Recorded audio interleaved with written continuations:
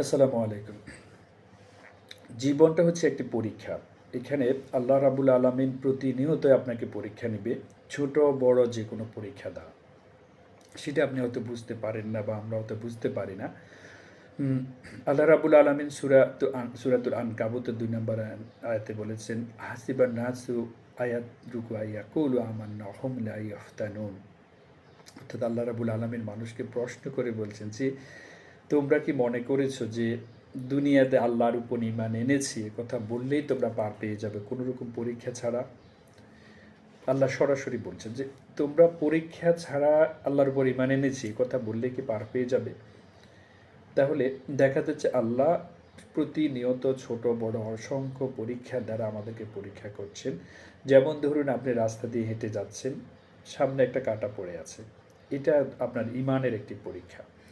ঈমানের যে অনেকগুলো ধাপ আছে তার একটি সর্বনিম্ন একটি ধাপ হচ্ছে যে মানুষের উপকারে আসে এমন কোনো জিনিস যদি আপনি দেখেন সেটা ফেলে দেওয়া, এটাও ঈমানের একটা পরীক্ষা। তাহলে সেটাও একটা পরীক্ষা, আপনার আল্লাহ পরীক্ষা নিচ্ছেন আপনার ঈমানে। আল্লাহ রাব্বুল আলামিন কী ধরনের পরীক্ষা নেবেন? সেটা হচ্ছে সূরা বাকারার ১৫৫ নম্বর আয়াতে বলেছেন, আল্লাহ বলেছেন যে, ওয়ালানাবলুওয়ান্নাকুম বিশাইইন মিনাল খাউফি ওয়াল জুই ওয়া নাকসিম মিনাল আমওয়ালি ওয়াল আনফুসি ওয়াস সামারাত ওয়াবাশশিরিস সাবিরিন। আল্লাহ রাব্বুল আলামিন এখানে আপনাকে কোন কোন ধরনের পরীক্ষা নেবেন সেটা একটু কিছুটা মেনশন করে দিয়েছেন। আল্লাহ বলেছেন যে, আমি অবশ্যই তোমাদেরকে পরীক্ষা নেব।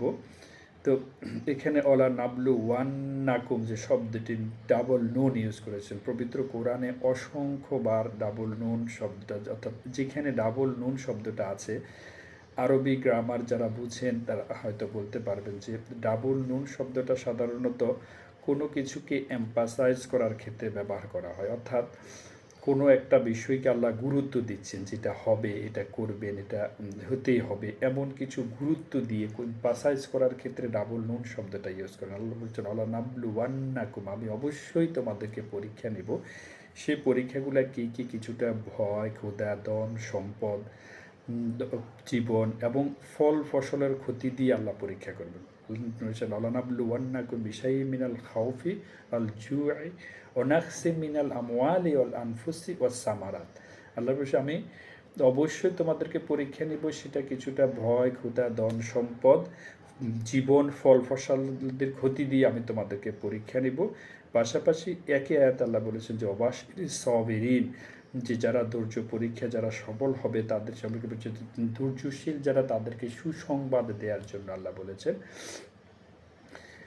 তাহলে দেখা যাচ্ছে পরীক্ষার ক্যাটাগরিটা এখানে আল্লাহ মেনশন করেছেন এবং এই ধরনের অনেক অনেক পরীক্ষা, অনেক সময় সহজ পরীক্ষা আসে, সেটা আমরা বলতে পারি। যেমন ধরুন বিসিএস পরীক্ষা, আপনাকে বলছে বাংলাদেশের রাজধানীর নাম কি। এটা ছোট বড় শিক্ষিত অশিক্ষিত সবাই জানে, এমন কোনো মানুষ নেই সেটা জানে না। কিন্তু আপনার বিসিএস পরীক্ষায় যদি এই ধরনের কোয়েশ্চেন যখন আসবে তখন আপনি নিজে কনফিউজড হয়ে যাবেন যে কি এত সহজ প্রশ্ন কেন আছে, নিশ্চয়ই কোনো উদ্দেশ্য আছে। অর্থাৎ সহজ ছোট বড় বলতে কথা নয়, পরীক্ষা আপনাকে উত্তীর্ণ হতে হবে। আমাদের প্রিয় নবী হজরত ইব্রাহিম আলাইহিসসালাম থেকে ১০০-র অধিক আল্লাহ পরীক্ষা করেছেন। সবগুলো পরীক্ষা উনি পাশ করেছেন, ছোট বড় অসংখ্য পরীক্ষা।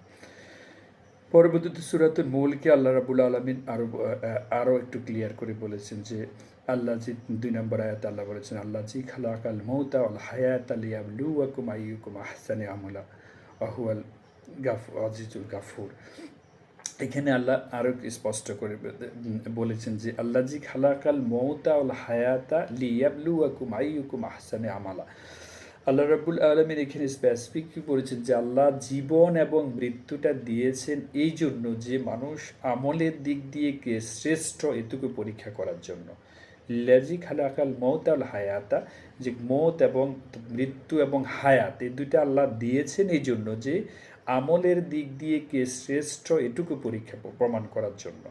তাহলে আমরা বুঝতে পারলাম এরকম অসংখ্য আয়াত আপনি কোরআন শরীফ পড়লে পাবেন মানুষের পরীক্ষা সম্পর্কে, মানুষের জীবন সম্পর্কে, কেন আল্লাহ পাঠিয়েছেন সেই সম্পর্কে। আমরা সেই পরীক্ষাগুলোয় উত্তীর্ণ হতে যা যা করা দরকার সেটা আমরা অবশ্যই করব ইনশাআল্লাহ আমরা যেন আল্লাহ কর্তৃক পরীক্ষাগুলো ছোট বড় সব ধরনের পরীক্ষাগুলো যেন আমরা পাশ করতে পারি। আল্লাহ যেন আমাদেরকে সেই তৌফিক দান করেন এবং সেই ধরনের ঈমান আমল দিয়ে যেন আমরা অনুধাবন করতে পারি পরীক্ষাগুলো এবং সেই অনুসারে চলতে পারি, পরীক্ষাগুলো অংশগ্রহণ করতে পারি, পরীক্ষায় যেন টিকতে পারি, কৃতকার্য হতে পারি, পরকালের জীবনের কথা চিন্তা করে সেটা আমাদের সবার মাঝে সে মন মানসিকতা গড়ে তুলুক।